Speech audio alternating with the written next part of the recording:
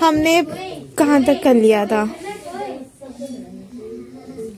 Last video में मैंने यहाँ तक करवाया था। फिर उसके बाद हमारा है topic evolutions of marketing concepts and philosophy. Emergence of modern marketing concept has not been sudden. It has evolved through a number of stages, and each stage being identified by a specific marketing orientation or philosophy.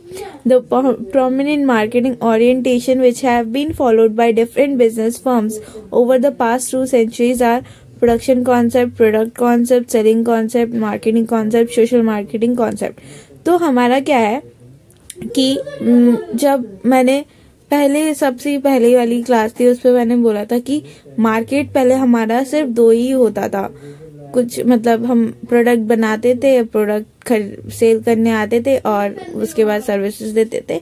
हम उतना नहीं देखते थे कि customer की need क्या है ना, वो सब नहीं देखते थे। तो वैसे ही उसी तरह से जैसे जैसे वहाँ पे क्या हुआ कि जैसे जैसे लोगों ने समझा तब जाके उन्होंने समझा कि कस्टमर भी जरूरी है।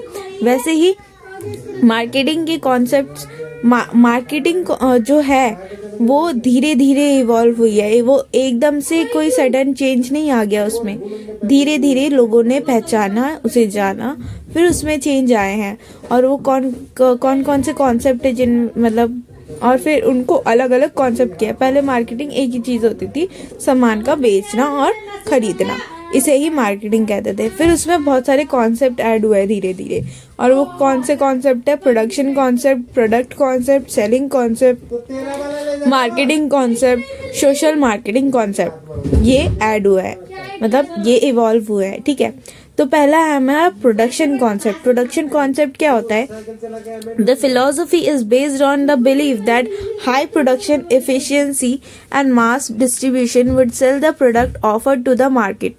कि उन्होंने ये जाना कि जो हमारा हाई प्रोडक्शन एफिशिएंसी होता है, हाई प्रोडक्शन एफिशिएंसी, अगर हम अपने प्रोडक्ट को ज़्यादा एफिशिएंसी होगी हमारे प्रोडक्ट में और हम उसका मास डिस्ट्रीब्यूशन करेंगे, जितने से ज़्यादा से ज़्यादा जितना हम डिस्ट्रीब्यूट कर सकते हैं अपने प्रोडक्ट को, उतना ज़्यादा डिस्ट्रीब्यूट करेंगे, तो उससे क्या होगा कि हमारी प्रोडक्ट की सेल ज़्यादा होगी हमारे मार्केट में।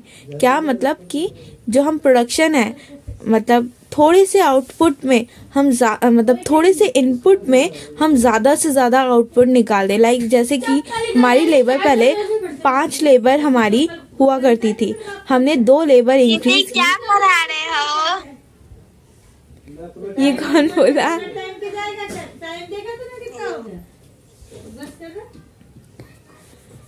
पागल हो रहा है। तो मैं कहाँ थी? हाँ, मैंने बोला कि पहले हमारी 5 लेबर हमारे प्रोडक्शन, जब हम प्रोडक्शन कर रहे हैं उस टाइम पे हमारी 5 लेबर है। ठीक है, अब एक लेबर हमारी 20 यूनिट प्रोड्यूस कर सकती है और हमने 2 लेबर का इंक्रीज कर दिया। ठीक है, हमने क्या किया, 5 लेबर थी, हमने 7 लेबर कर दी। अब उसकी जो आउटपुट आनी चाहिए, कितने आनी चाहिए? 2 लेबर इंक्रीज किया तो 20 40 हमारी आउटपुट इंक्रीज होनी चाहिए। ठीक है, पर इंक्रीज हमारी अगर 50 हो जाए तो वो हमारी क्या होगी? एफिशिएंसी बढ़ना कहते हैं। एफिशिएंसी क्या होता है कि कम लागत में ज्यादा हमें आयत मिल जाए, मतलब थोड़े से इनपुट में हमारा ज्यादा आउटपुट निकल जाए, तो वो हमारी एफिशिएंसी होती है। हमने 40 यूनिट जितनी हमने प्रोडक्शन बढ़ाई और हमारी यूनिट कितनी बढ़ गई, आउटपुट कितनी बढ़ गई? 50 आउटपुट हमारी 50 यूनिट हमारी बढ़ गई, तो वो हमारा एफिशिएंसी होना है।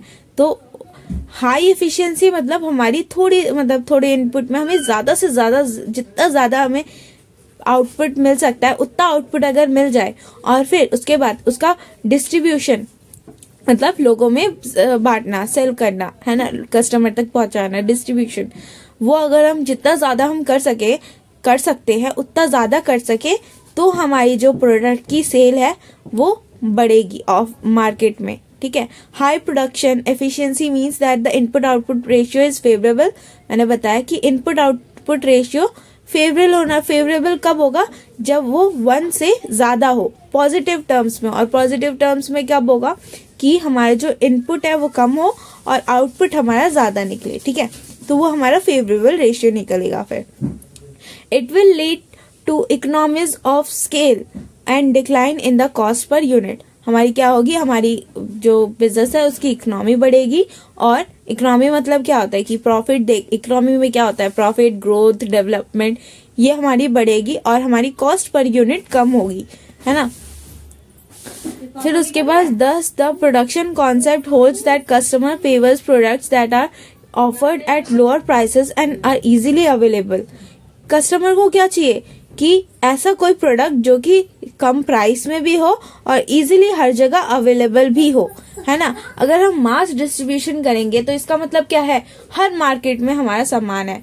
अगर हम डिस्ट्रीब्यूशन कम रखेंगे तो क्या होगा कि कुछ मार्केट्स में ही हमारा सामान मिलेगा, है ना, क्योंकि हमारी प्रोडक्शन मतलब हमारी जो यूनिट है मार्केट में वो कम है ना। तो ऐसा कोई कस्टमर को चाहिए कि कोई प्रोडक्ट जो कि कम प्राइस में भी मिले और इजीली हर जगह मिल भी जाए, तो वो कस्टमर फेवर करती है। तो इसीलिए प्रोडक्शन कॉन्सेप्ट कहता है कि हाई प्रोडक्शन एफिशिएंसी होनी चाहिए और मास डिस्ट्रीब्यूशन होना चाहिए, ठीक है।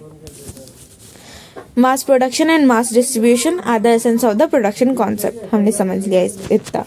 This concept is the oldest of the concepts in business.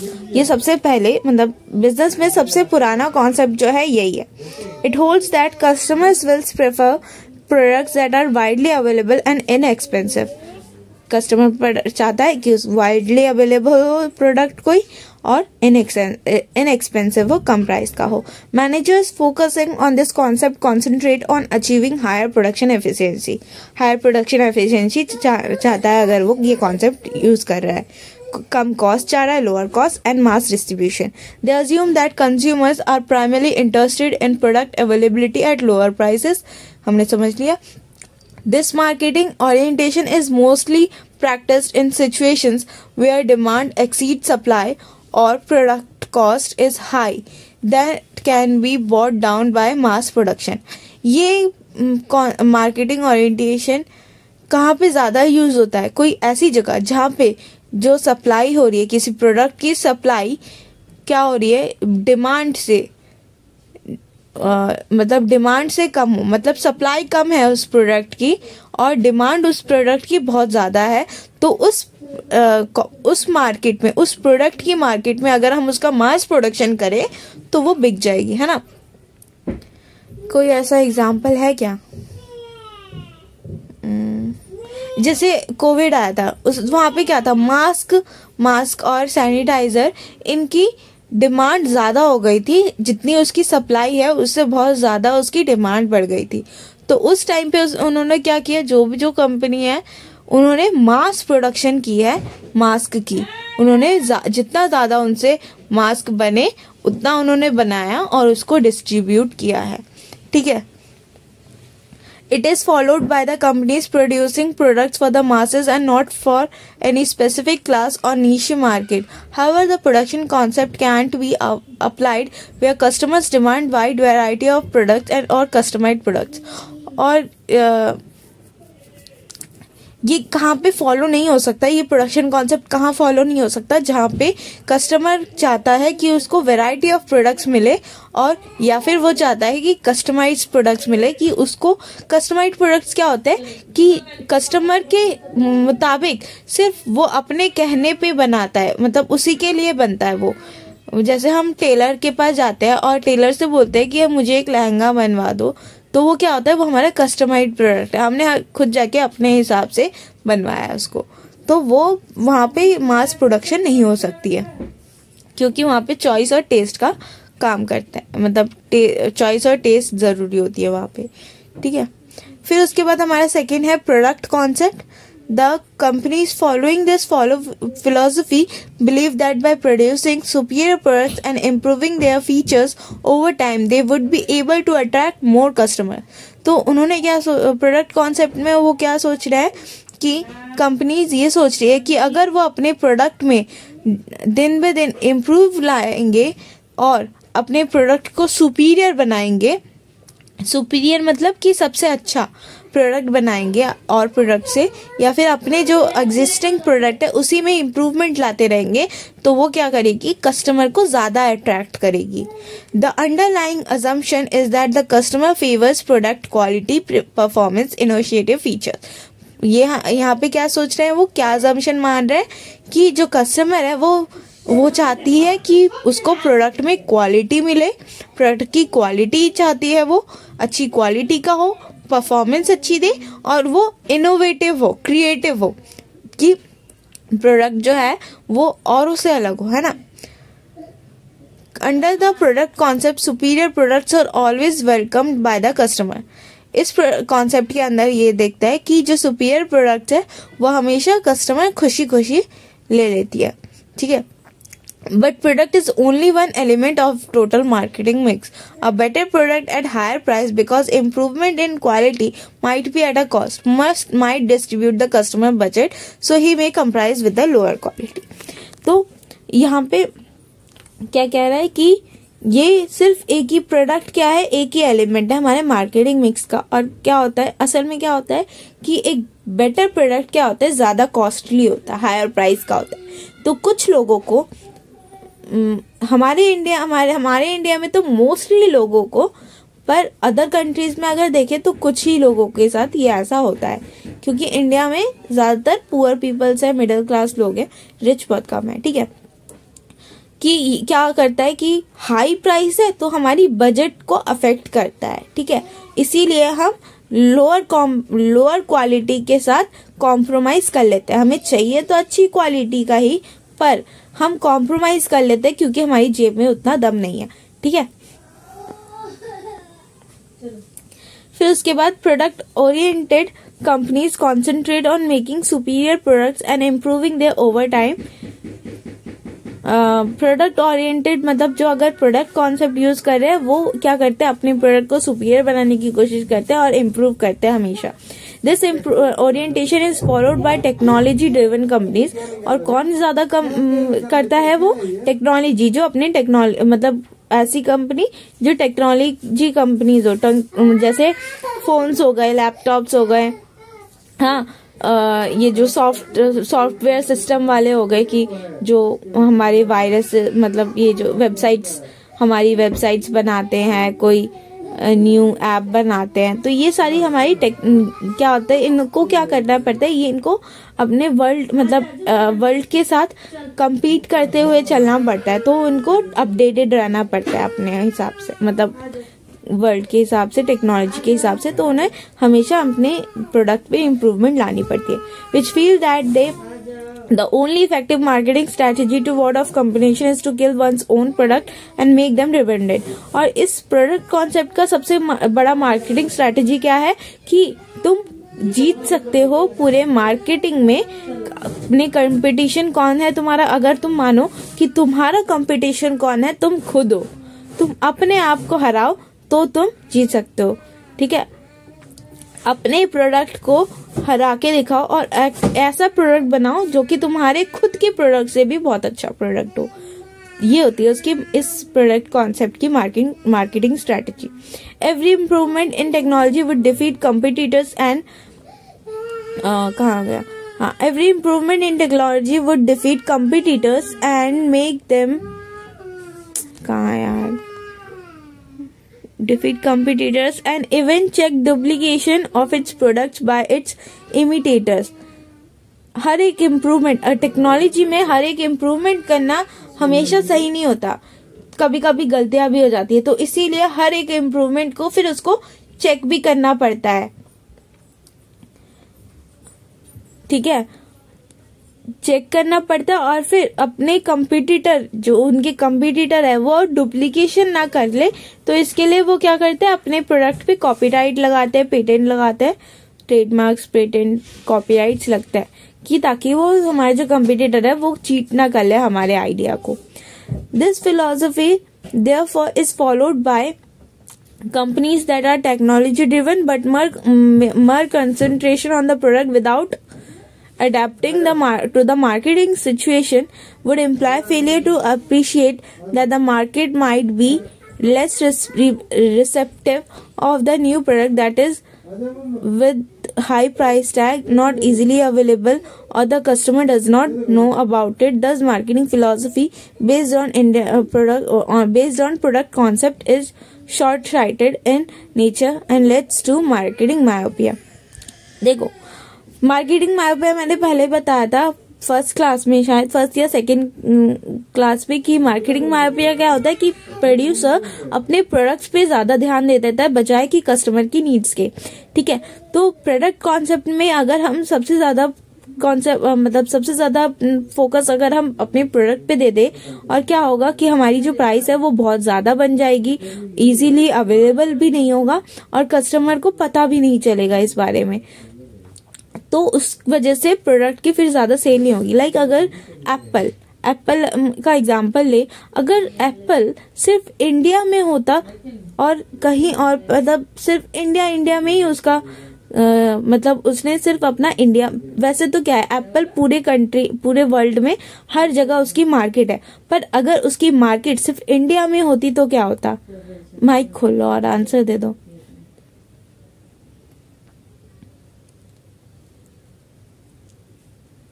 Hello, हाँ, तुम इसका आंसर कोई देगा? दोबारा बता यार, एक बार मुझे समझ नहीं आया. मैंने बोला कि अगर एप्पल की कंपनी क्या है, एप्पल कहाँ, उसकी सेल कहाँ होती है? पूरे ओवरऑल वर्ल्ड में सेल होती है ना उसकी. पर अगर सिर्फ वो उसका मार्केट सिर्फ और सिर्फ इंडिया में होता, ग्लोबलाइजेशन नहीं आया होता उस टाइम पे, सिर्फ और सिर्फ इंडिया में उसका अगर मार्केट होता तो क्या होता? तो उसकी सेल नहीं बढ़ती. वो प्रोडक्ट को पता नहीं चलता प्रोडक्ट, ये प्रोडक्ट भी है, एक इस नाम के प्रोडक्ट है. पता क्यों नहीं चलता? एडवर्टाइजिंग तो वो करता ही ना, ग्लोबल नहीं होता. एडवर्टाइज इंडिया में चलता पर एडवर्टाइज तो होता ना.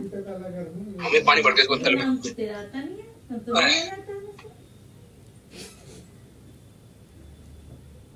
देखो, सेल नहीं बढ़ती. हाँ, सेल नहीं बढ़ती. क्यों नहीं बढ़ती सेल? क्या सेल इसलिए नहीं बढ़ती क्योंकि वहां तक पहुंचती नहीं, इसीलिए. अभी पूरे ग्लोबल में सेलिंग ज्यादा है, अभी बस इंडिया में होती तो क्या? हाँ, तो इंडिया में क्यों? देखो, एक तो ग्लोबलाइजेशन है तो उसकी सेल नहीं बढ़ती और वर्ल्ड को, पूरे वर्ल्ड में पता नहीं चलता. पर अगर सोचो कि यहाँ पे मान ले रहे हैं कि सिर्फ इंडिया ही है, बाकी वर्ल्ड अभी मतलब क्या होगी, इनविजिबल हो गई. ठीक है, रबर से मिटा दो बाकी वर्ल्ड को, सिर्फ इंडिया को रखो. अगर उसका सिर्फ मार्केट इंडिया में ही होता तो एडवर्टाइजिंग तो वो कर लेता पूरे उसमें. एडवर्टाइजिंग जैसे कर रहे हैं, हम मान के चल रहे हैं कि वो एडवर्टाइजिंग कर लेता. अगर उसका सेल भी वो पूरे इंडिया में उसकी सेल है, पूरे इंडिया में उसकी मार्केट है, तो वो वहां पे सेल कर रहा है. पर क्या कस्टमर, पूरे इंडिया की कस्टमर एप्पल प्रोडक्ट खरीदती? बताओ, पूरी इंडिया की कस्टमर एप्पल प्रोडक्ट खरीदती? नहीं, मैंडेटरी सारे मतलब. हाँ, तो नहीं खरीदती ना. क्यों नहीं करती? क्योंकि एप्पल जो है बहुत ही ज्यादा कॉस्टली है और हर किसी का, इंडिया में तो 70 to 80% किसी का बजट नहीं है कि वो एप्पल खरीद सके. और वो भी इतनी ज्यादा क्रिएटिविटी, मतलब हर साल उसका एक न्यू प्रोडक्ट आ जाता है. एक न्यू 13 प्रो मैक्स लॉन्च हो जाता है, प्रो मैक्स, फिर 13, एक नॉर्मल होता है, फिर प्रो होता है, फिर मैक्स होता है, और पता नहीं क्या क्या होता है. और हर कोई नहीं खरीदता. एक बार कोई अगर खरीदता भी तो एक बार खरीदता और उसी को ही 10 साल चलाता. ठीक है, तो इंडिया में नहीं चलेगा इतना महंगा प्रोडक्ट, हर किसी के बस की बात नहीं है. 70% लोगों की यहाँ पे बजट है ही नहीं उतनी. तो वही चीज है कि हमें ये प्रोडक्ट कॉन्सेप्ट मात खा जाती है किस जगह पे, कि कस्टमर का बजट नहीं बन पाता, हाई प्राइस टैग हो जाता है उसका. अगर वो आपका प्रोडक्ट सुपीरियर है और औरों से ज्यादा इनोवेटिव है तो वो क्या करेगा, हाई प्राइस का होगा ही होगा, जितना भी कोशिश कर लो आप. और वो लोग नहीं खरीद पाएंगे क्योंकि उनपे केपेबल नहीं है वो उतना खरीदने की. ठीक है, फिर उसके बाद हमारा थर्ड है Selling concept. Selling concept is based on the adoption of aggressive selling and promotional efforts because of customer buying inertia and resistance. क्या कर रहा है inertia का कि inertia मीनिंग क्या होता है कि कस्टमर का ये क्या हैबिट बोल लो कि कस्टमर को ये आदत होती है, अगर वो कोई प्रोडक्ट यूज कर रही है तो वो सालों साल उसी, अगर वो कोई प्रोडक्ट यूज कर रही है, काफी टाइम से यूज कर रही है, तो वो जल्दी उस प्रोडक्ट को छोड़ती नहीं है, क्योंकि क्या होता है कि उसको अब आदत पड़ गई हुई है कि अगर हम ये यूज कर रहे हैं तो हम ये यूज ही कर रहे हैं। जैसे कि अगर हम टूथपेस्ट हो गया, कोई शैम्पू हो गया, तो उसमें क्या होता है कि अगर हम कोलगेट का टूथपेस्ट यूज करते हैं तो हम सालों साल उसी को टूथपेस्ट को यूज करते हैं, और अगर हम कभी इसको चेंज करते हैं तो किस लिए चेंज करते हैं कि पहला तो हम अगर जैसे पतंजलि आया था उस टाइम पे बहुत से लोगों ने चेंज किया। क्यों? क्योंकि जो पतंजलि है वो पूरा आयुर्वेदिक है, इसीलिए उन लोगों ने क्या सोचा कि आयुर्वेदिक है तो मतलब ये बहुत अच्छा होगा। इंडिया में सबने मोस्टली 80% लोगों ने तो चेंज किया ही होगा कि एक बार पतंजलि देखते हैं करके, अपने टूथपेस्ट से हटके वो अपने पतंजलि टूथपेस्ट पे चले गए कि उन्होंने बोला कि अच्छा होगा, ये तो इतने सारे आयुर्वेदिक है, लौंग है एंड ऑल, बहुत सारी चीजें हैं, तो बहुत अच्छा होगा और दांत हमारे साफ हो जाएंगे, एकदम चकाचक चमकेंगे दूर से ही।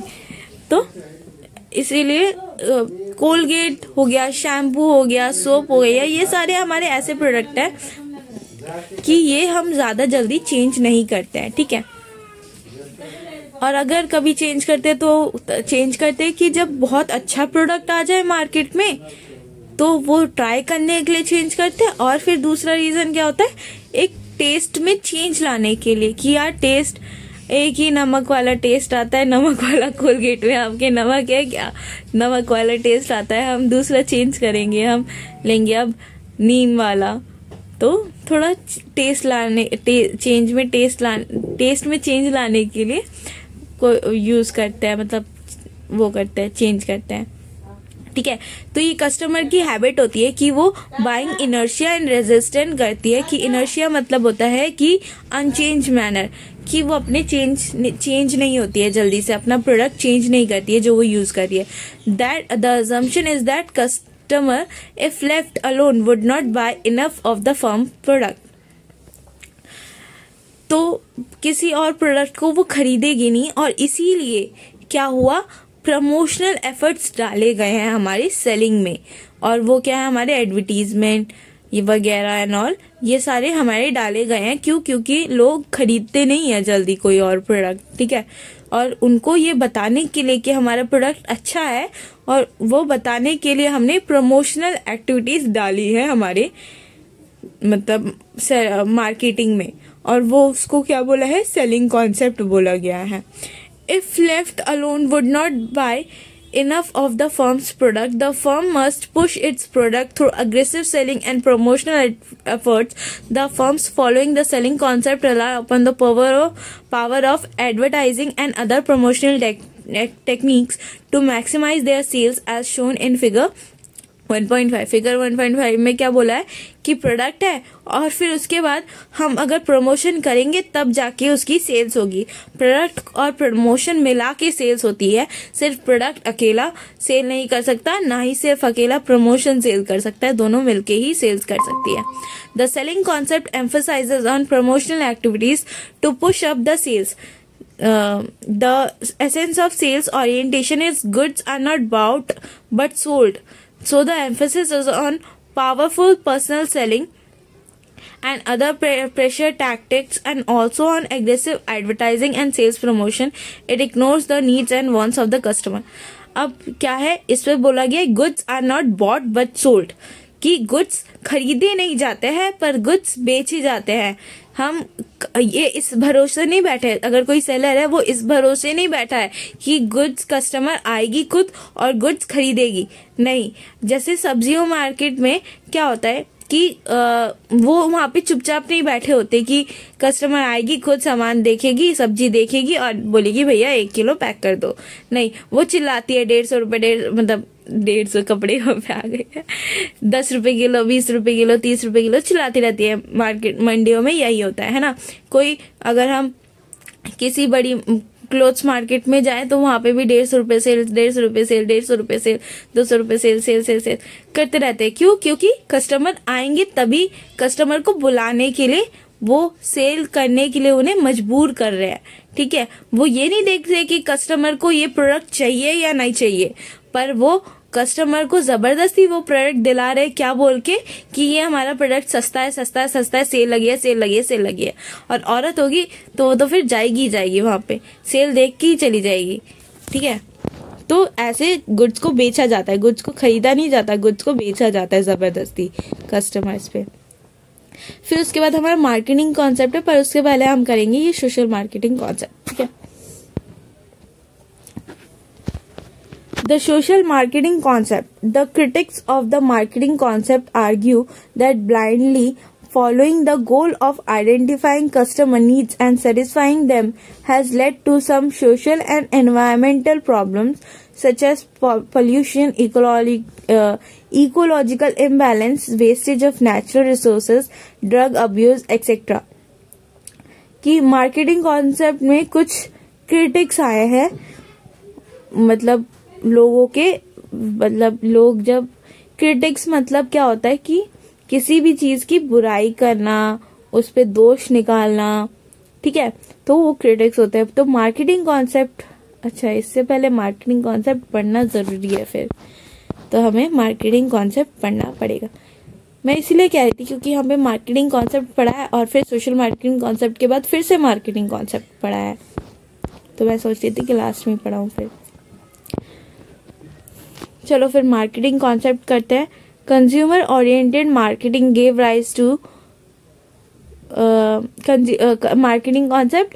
Consumer oriented marketing gave rise to sense and respond philosophy known as marketing concept. Marketing concept क्या है? कंज्यूमर ओरिएंटेड है। The marketing concept emphasizes the determination of the requirements and of potential customers and supplying them products to satisfy their requirements. The firms following customer orientation regard the creation of customer and satisfaction of its needs and wants as the justification of business. Determination of wants of the customers takes precedence over production of goods and services. In other words, products are produced and sold to satisfy the needs and wants of the customer. ये हमने ऊपर पढ़ रखा है कि marketing concept में क्या होता है कि कस्टमर पे बेस्ड होता है, कि कस्टमर की नीड्स एंड वांट्स को पूरा करने की वो कोशिश करता है। ठीक है, इतना उसमें समझाने की कोई जरूरत नहीं है। thus the emphasis under the marketing concept is the selling satisfaction। कि मार्केटिंग कॉन्सेप्ट किस पे ज्यादा जोर डालता है कि जो हम सेल कर रहे हैं उस पे लोगों को सेटिस्फैक्शन मिले। ठीक है, all the business activities are integrated to develop and market products to satisfy customer needs and wants. The marketing concept is based on the following pillars: identification of the prospective customers or the target market, understanding the needs and wants of the customers or the target market by connecting with them, development of products or services for satisfying the needs of the customer, satisfying the needs of the customers by following integrated approach to marketing. हमने पहले 5 वो पढ़े थे ना कि पहले हमने needs and wants देखते हैं, नीड्स एंड वांट्स को देख के फिर उस हिसाब से हम एक प्रोडक्ट बनाते हैं और प्रोडक्ट को कस्टमर तक उसकी जानकारी पहुंचाते हैं और उसका सेल करते हैं। फिर उसके बाद कस्टमर से हम रिलेशन बनाते हैं और उन्हें सेटिस्फैक्शन देते हैं और फिर उसके बाद उनसे उनका फीडबैक लेते हैं। तो ये हमारे कस्टमर के कुछ मार्केटिंग के कुछ प्रोसेस होते हैं। तो वही यहाँ पे बोल रहा है कि हम पहले क्या कर रहे हैं, हमारी कस्टमर ढूंढ रहे कि कौन हमारे कस्टमर को हमारे प्रोडक्ट को खरीदेगा। टारगेटेड कस्टमर हमारा रख रहे हैं हम कि कौन खरीद सकता है। फिर उसके नीड्स एंड वांट्स को समझ रहे हैं। फिर उसके बाद उसका प्रोडक्ट बना रहे हैं, प्रोडक्ट और सर्विस बना रहे हैं। फिर उससे कस्टमर को इंटीग्रेटेड अप्रोच जो है हमारा कस्टमर रिलेशनशिप बनाने का और कस्टमर तक सामान पहुंचाने का, वो हम सेटिस्फाई कर रहे हैं अपने कस्टमर की नीड्स एंड वांट्स को, ठीक है। The marketing concept suffers from certain limitations also. It does not recognize the wider social dimensions of marketing. It focuses attention solely upon satisfying customer and ignores stakeholders like employees, investors, suppliers, government, and other public at large. Consequently, the concept may lead the managers to indulge in actions that are harmful to various groups, polluting air, water, evasion of taxes, etc. तो यहाँ पे वो क्या कर रही है, सिर्फ customer पे ध्यान दे रही है, तो अलग जो अदर हमारे स्टेक होल्डर्स है बिजनेस के, लाइक जैसे कि एम्प्लॉय है, इन्वेस्टर है, सप्लायर है, गवर्नमेंट है, उस पे वो उसको इग्नोर कर दे रही है। तो इससे क्या होगा कि जो हमारा जो बिजनेस है वो किस पे वो कुछ हार्मफुल एक्टिविटीज कर सकते हैं जो कि हमारे अदर ग्रुप्स को हार्म करे। लाइक जैसे कि एम्प्लॉयज को कैसे हार्म कर सकता है, उनको हमें क्या करना है, कस्टमर की नीड के लिए उन्होंने उसको अपने एम्प्लॉयज को ऐसे काम करा रहा है एकदम मजदूरों की तरह, दिन रात काम करा रहा है, खाना पानी नहीं है, तो उनको परेशानी होगी। इन्वेस्टर्स मतलब और फिर सबको परेशानी होगी अगर हम बहुत कुछ ऐसे मशीन यूज कर रहे हैं हम अपने प्रोडक्शन के लिए जो कि बहुत ही ज्यादा पोल्यूशन करता हो, और हम क्या कर रहे हैं, हमें तो कस्टमर की नीड्स एंड वांट्स को करना है, हमें मास प्रोडक्शन करनी है, हमें उनकी सेटिस्फाई करना है, हमें वांट्स को, तो उसके लिए हम कोई ऐसा भी मशीन यूज कर दे जो कि बहुत ज्यादा पोल्यूशन करता हो।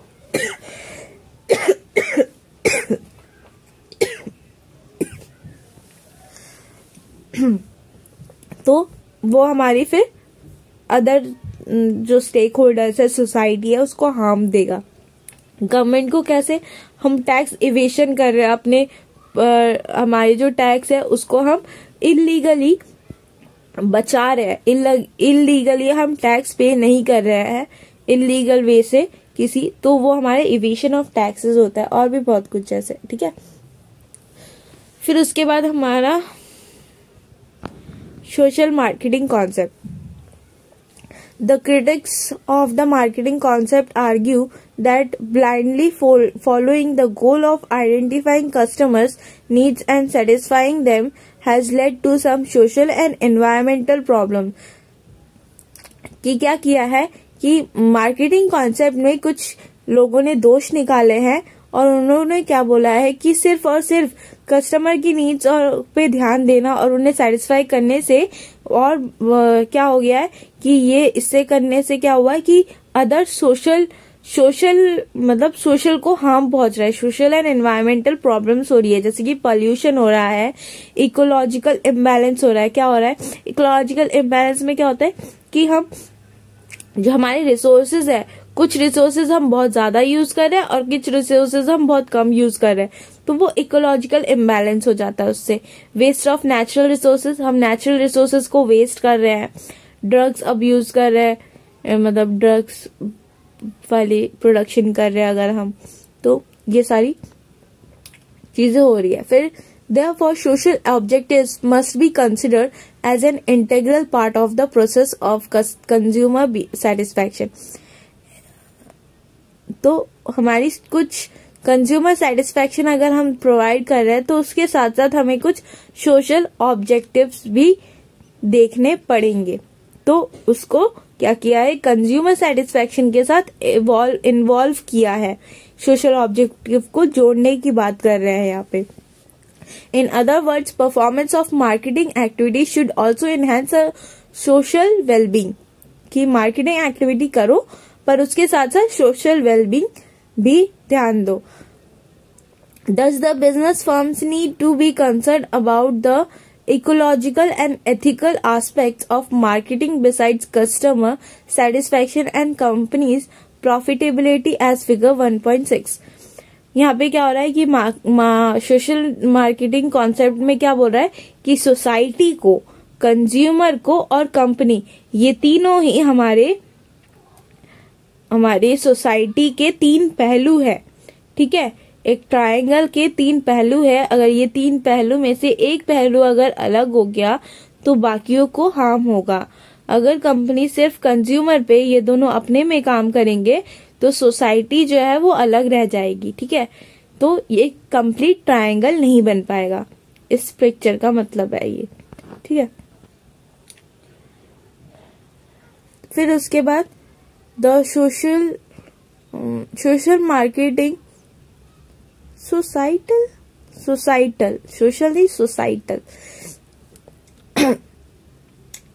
The societal marketing concept goes beyond understanding the customer needs and matching the product accordingly. This philosophy cares for not only customer satisfaction but also social behavior. मैंने बताया था कि customer satisfaction के साथ साथ social behavior को भी ध्यान देना होता है इस concept के अंदर.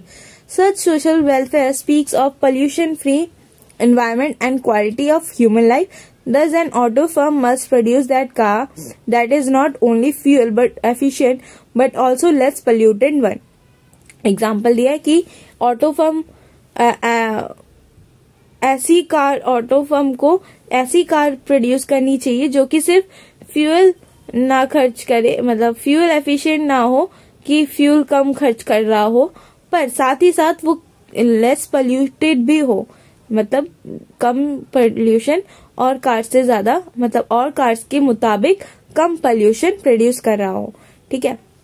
In other words the firm must discharge its social responsibilities, कि हर एक फर्म को अपनी सोशल रिस्पॉन्सिबिलिटीज नहीं भूलनी चाहिए, चाहे वो कुछ भी करे, ठीक है। वो कोई भी कॉन्सेप्ट अपनाए पर उसे अपनी सोशल रिस्पॉन्सिबिलिटीज नहीं भूलनी चाहिए। The social welfare has become the added dimension for the marketers. तो मार्केटर्स के लिए बहुत ज्यादा जरूरी है सोशल डायमेंशन।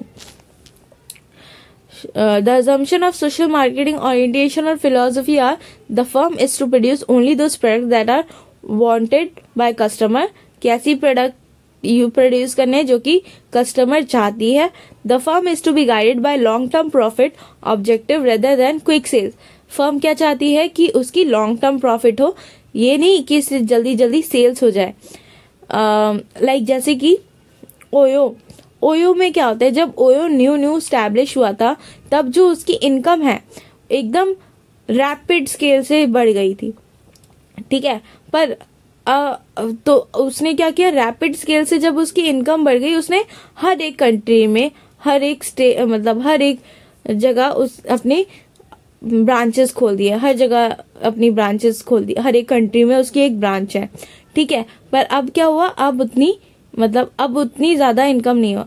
उसकी इनकम कैसे हुई कि एकदम बढ़ी और फिर गिरने लगी, ठीक है, रुकी नहीं है, एकदम बढ़ी और फिर एकदम गिरने लगी, ठीक है। कोई एक ऐसा पॉइंट नहीं आया जिस पॉइंट पे उसकी जो इनकम है एक कांस्टेंट रेट पे चल रही हो या कांस्टेंट रेट से इंक्रीज हो रही हो, नहीं। अगर आप, इसीलिए मार्केट में कहा जाता है, बिजनेस में कहा जाता है कि अगर आपकी इनकम एकदम से इंक्रीज हो गई तो आपकी इनकम एकदम से डिक्रीज भी हो जाएगी, आपकी इनकम रुकेगी नहीं फिर। क्यों ऐसा होता है, क्योंकि वो ट्रेंडिकल बिजनेस होते हैं कि कोई एक ट्रेंड आया और उस टाइम पे आपकी बिजनेस बढ़ गई और वो अगर ट्रेंड खत्म हो गया तो आपकी बिजनेस कम हो जाएगी। The firm is to discharge its social responsibility, की और फर्म को अपनी सोशल रिस्पॉन्सिबिलिटीज का ध्यान रखना है। The management is to integrate the firm's resources and activities to develop marketing program to meet the individual customer and social needs, कि customer और सोशल नीड्स दोनों की एक्टिविटी को मिला के चल रहा है। फिर उसके बाद है हमारा marketing concept. The consumer-oriented marketing has given rise to new philosophy in business known as marketing concept, determination of potential customers, supplying products to satisfy their requirements under maximum customer outcome। ये मैं थोड़ा पढ़ लूँ फिर उसके बाद मैं समझाती हूँ, ठीक है।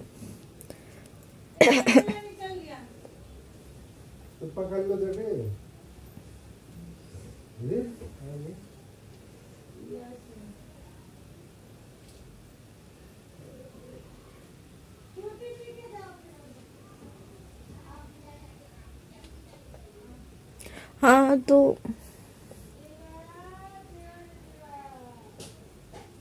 ये मार्केटिंग कॉन्सेप्ट में इतना तो हमने पढ़ लिया, वही बता रहा है, ठीक है। तो मैं उतना कुछ समझा नहीं रही हूँ, पर मैं समझा चुकी हूँ। फिर उसके बाद फीचर्स ऑफ मार्केटिंग कॉन्सेप्ट में है कि क्या फीचर है मार्केटिंग कॉन्सेप्ट के। पहला कि वो कस्टमर ओरिएंटेशन है, कस्टमर पे ज्यादा ध्यान देता है, पूरा फोकस उसका कस्टमर पे रहता है। इंटीग्रेटेड अप्रोच करता है कि कैसे इंटीग्रेट कर रहा है, अपने कोऑर्डिनेट कर रहा है कौन से एक्टिविटीज को, प्रोडक्शन, फाइनेंस, मार्केटिंग डिपार्टमेंट्स को कोऑर्डिनेट कर रहा है, एक साथ उनके एक्टिविटीज को जोड़ के हुए चल रहा है क्योंकि वह कस्टमर की एक्सपेक्टेशंस को मीट कर सके। फिर उसके बाद थर्ड है हमारा लॉन्ग टर्म प्रोस्पेक्टिव्स, कि लॉन्ग टर्म उसका ये मोटिव नहीं है कि हमारी सेल्स इंक्रीज हो, उसका ये मेन मोटिव है कि हमारी जो बिजनेस है उसका लॉन्ग टर्म सर्वाइवल हो सके। ठीक है। फिर उसके बाद प्रॉफिटेबल सेल्स वॉल्यूम, और उसका फोर्थ है कि उसको सेल्स वॉल्यूम बढ़ानी है, अपनी सेल्स नहीं बढ़ानी है। सेल्स तो वो हाई प्राइस करके भी बढ़ा सकता है, पर उसको प्रॉफिटेबल सेल्स वॉल्यूम बनानी है, मतलब नंबर ऑफ सेल्स बढ़ानी है उसको, ये चाहता है वो। ये नहीं चाहता कि एक ही सेल्स में उसको ज्यादा से ज्यादा प्रॉफिट हो जाए, नहीं, वो चाह रहा है कि एक सेल में मुझे ज्यादा से ज्यादा प्रॉफिट होने की बजाय अगर मुझे 10 सेल में उतनी प्रॉफिट हो जाए तो ज्यादा अच्छा है। क्यों? क्योंकि हमारी फिर 10 कस्टमर होगी और वहां पे एक कस्टमर है, वो एक कस्टमर एक बार सामान ले गई और उसके बाद वो फिर 1 साल बाद आएगी, 6 महीने बाद आएगी, 1 महीने बाद आएगी। पर वो जो 10 कस्टमर है उसमें से कुछ कस्टमर होंगे जो मेरे 1 हफ्ते बाद भी आ जाएंगे, कुछ कस्टमर होंगे 1 महीने बाद आएंगे, कुछ कस्टमर होंगे जो कि 6 महीने बाद आएंगे, कुछ कस्टमर हर डेली आएंगे। तो इसीलिए वो सेल्स वॉल्यूम बढ़ाना चाह रहा है। उसके बाद integrated marketing. Marketing is considered a total integrated process rather than a fragmented assortment of various elements like product, price, place, and promotion. Every marketer should develop an integrated marketing program that will actually deliver the intended value to the target customer. Such a program uses the tools of marketing mix known as 4Ps, namely product, price, place, promotion, as already shown in figure 1.2. Marketing, integrated marketing क्या होता है?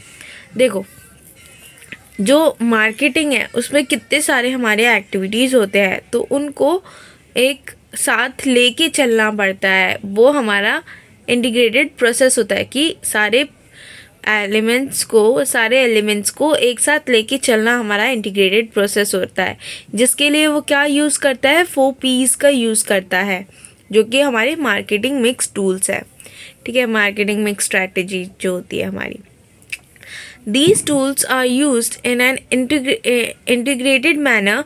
To start with, product is designed to cater to the needs and wants of target customer. Product may be differentiated to cater to the requirements of different segments of the market.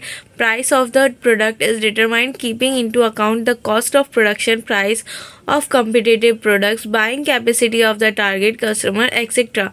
After this, product features are communicated to the target customers through advertising, publicity, sales promotion, etc. And lastly, for making the product available to the target customer, the marketers take care of the distribution and logistic issues. In fact, all the 4Ps, namely product, price, promotion, and place, are properly integrated to deliver value to the customers. वैसे ये हमने ऊपर बहुत अच्छे से पढ़ रखा है डिटेल में। तो इसमें यही बोला है कि जैसे ये जो टूल्स है हमारे 4Ps हैं, वो हमारे इंटीग्रेटेड मैनर में यूज़ करे जाते हैं। जैसे कि हम प्रोडक्ट करते हैं, प्रोडक्ट को हम किससे इंटीग्रेट कर रहे हैं? हमारे कस्टमर के नीड्स एंड वांट से। फिर उस प्रोडक्ट को डिफ्रेंशिएट करते हैं हम अलग अलग सेगमेंट में। जो हमारे कस्टमर हैं उनके कुछ कस्टमर हमारे कुछ सेगमेंट्स में होते हैं, लाइक अलग एज ग्रुप,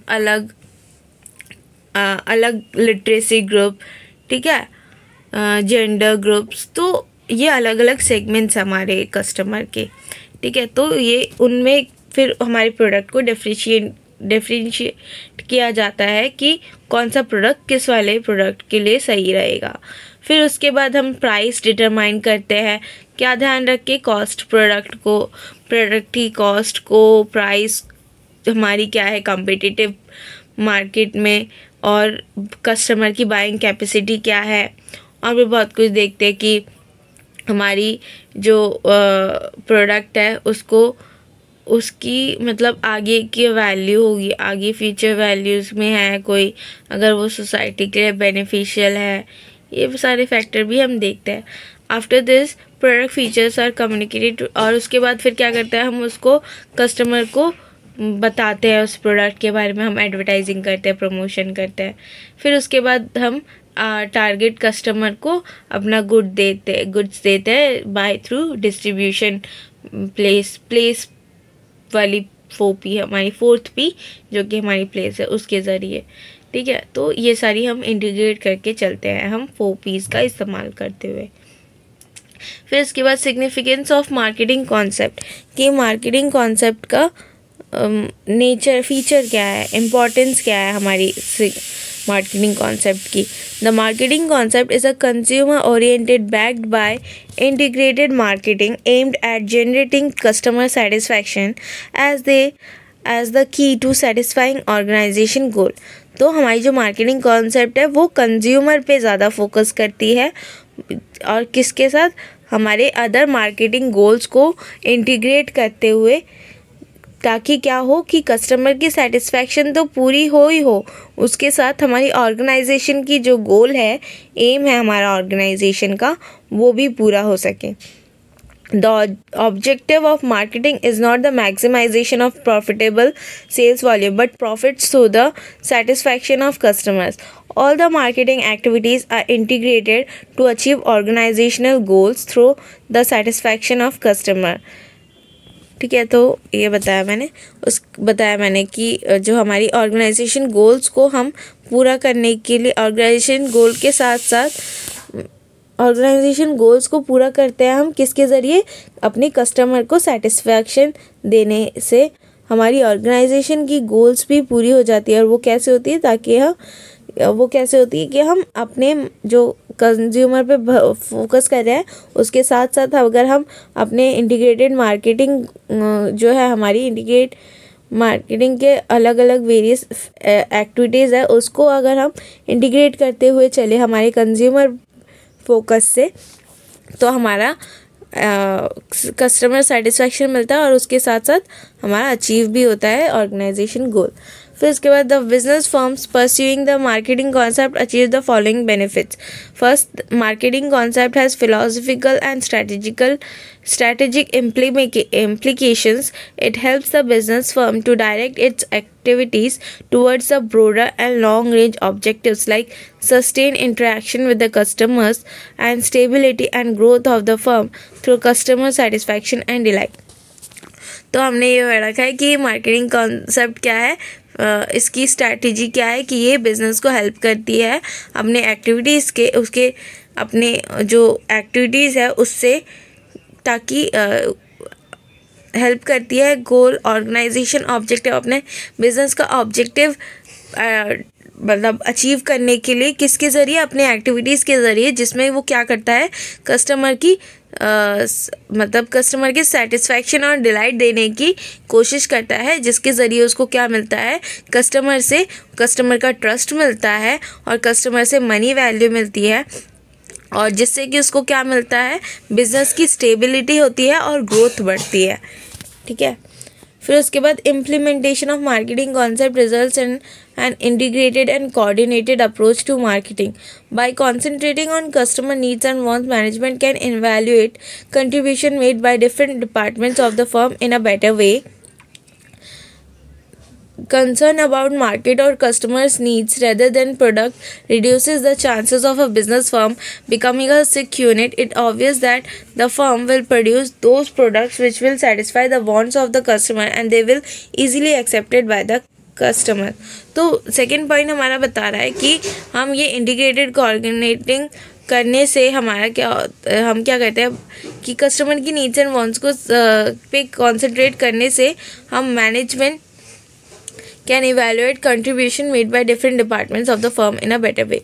क्या करेगी कि मैनेजमेंट क्या कर सकती है, लोग अलग अलग लोगों ने अलग अलग डिपार्टमेंट जो कंट्रीब्यूट किया है उसको अच्छे से इवेल्युएट कर सकती है, अच्छे से उस पर जांच पड़ताल कर सकती है।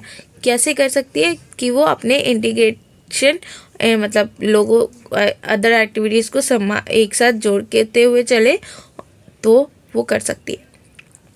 फिर थर्ड हमारा कंसर्न अबाउट मार्केट और customer needs rather than product reduce the chances of firm becoming a secure unit. कि अगर हम कस्टमर की नीड्स पे ध्यान देंगे और अपने प्रोडक्ट पे से ज़्यादा अपने कस्टमर की नीड पे ध्यान देंगे तो क्या होगा, मायोपिया पढ़ा था हमने कि उसमें हम क्या करते हैं, प्रोडक्ट पे ज़्यादा ध्यान देते थे बजाय कस्टमर की नीड्स एंड वांट्स पे, तो उससे हम बच जाएंगे और हमारा जो बिज़नेस है वो सफ़र नहीं करेगा इससे। फोर्थ हमारा focus on customer needs will let the business to engage in research and innovation activities. Customer needs हमें कैसे मिलती है, हम रिसर्च करते हैं, ठीक है, और उसके बाद फिर रिसर्च में करने के बाद हमें जब नीड पता चल जाती है उसके बाद हम कस्टमर नीड को कैसे सेटिस्फाई कर सकते हैं इसकी रिसर्च करते हैं और फिर उस रिसर्च से हम इनोवेशन लाते हैं, अपने प्रोडक्ट में चेंजेस लाते हैं, न्यू आइडियाज़ लाते हैं, अच्छे आइडियाज़ लाते हैं, तो जिससे कि हमारा प्रोडक्ट और सर्विस अच्छे बन जाते हैं। The business pursuing the marketing concept is always responsive to changing business environment. कि अगर तुम्हारा बिजनेस मार्केटिंग कॉन्सेप्ट यूज़ कर रहा है तो आप अगर इन्वायरमेंट में कोई चेंज आता है तो उसके हिसाब से आप चेंजेस ला सकते हो अपने बिजनेस में। क्या होगा कि हम मार्केटिंग कॉन्सेप्ट यूज़ कर रहे हैं, मतलब हम रिसर्च कर रहे हैं अपने मार्केट में, तो मार्केट में अगर कोई रिसर्च कर रहा है तो अगर कोई चेंज आएगा तो हमें पता चल जाएगा और फिर उस चेंज के ज़रिए, चेंज पता चलने के ज़रिए उसमें हम क्या चेंजेस ऐसा अपने बिजनेस में लाए जिससे कि उस चेंजेस को हम मार्केट चेंजेस को हम डील कर पाए, वो हमें पता चल जाएगा और फिर हम वही करेंगे। तो हम ऐसे होता है कि हम मार्केटिंग कॉन्सेप्ट अगर यूज़ कर रहे हैं तो हम अपने मार्केट में कोई चेंजेस आ रहे हैं तो फिर उसको भी हम डील कर सकते हैं, चाहे वो कंपटीशन में कोई चेंज आ रहा हो, टेक्नोलॉजी में कोई चेंज आ रहा हो या फिर कस्टमर के टेस्ट एंड बिहेवियर में कोई चेंज आ रहा हो, ठीक है। फिर उसके बाद इम्प्लीमेंटेशन ऑफ मार्केटिंग कॉन्सेप्ट, कि कैसे मार्केटिंग कॉन्सेप्ट को इम्प्लीमेंट किया जाता है। फर्स्ट है अडॉप्शन ऑफ कस्टमर ओरिएंटेशन, कि कस्टमर फोकस को कैसे मतलब अडॉप्ट करना, कि उसको लागू करना, कि हमें देखना है कि कस्टमर की नीड क्या है। तो पहला क्वेश्चन है what business are we really in, कि हमारा बिजनेस क्या है, और उसके बाद सेकंड क्वेश्चन हमें ढूंढना पड़ता है कि हमारी कस्टमर कौन है, और उसके बाद थर्ड क्वेश्चन है जब हमें पता चल जाएगा कि हमारी कस्टमर कौन है, उसके बाद हमें ये जानना है कि जो हमारी कस्टमर है उसका वो क्या चाहती है, उसकी वांट्स क्या हैं। फिर उसके बाद हमें देखना है कि अपने प्रोडक्ट में उन वांट्स को कैसे हम डिस्ट्रीब्यूट, मतलब how can we distribute our product, और फिर मतलब कैसे हम उस प्रोडक्ट को अपने कस्टमर तक पहुंचा सकते हैं और कैसे अपने कस्टमर से।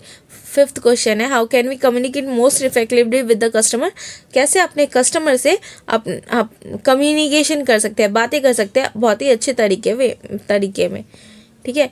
वन वे कम्युनिकेशन नहीं, टू वे कम्युनिकेशन। की वन वे कम्युनिकेशन तो हमारे ये एडवर्टाइजिंग हो गए, बैनर्स, टीवी पे जो हमने एड्स दे दी, तो ये हमारी वन वे कम्युनिकेशन है। पर अगर हम कोई जैसे कि क्वेश्चनरी होता है कि हमने कोई क्वेश्चन दिया है, कोई क्वेश्चन की लिस्ट बनाते हैं हम, फिर उन पे हम बांटते हैं और लोगों से उनके वो फॉर्म्स भरवाते हैं, क्वेश्चनरी भरवाते हैं, तो ये टू वे कम्युनिकेशन हो गया, ठीक है।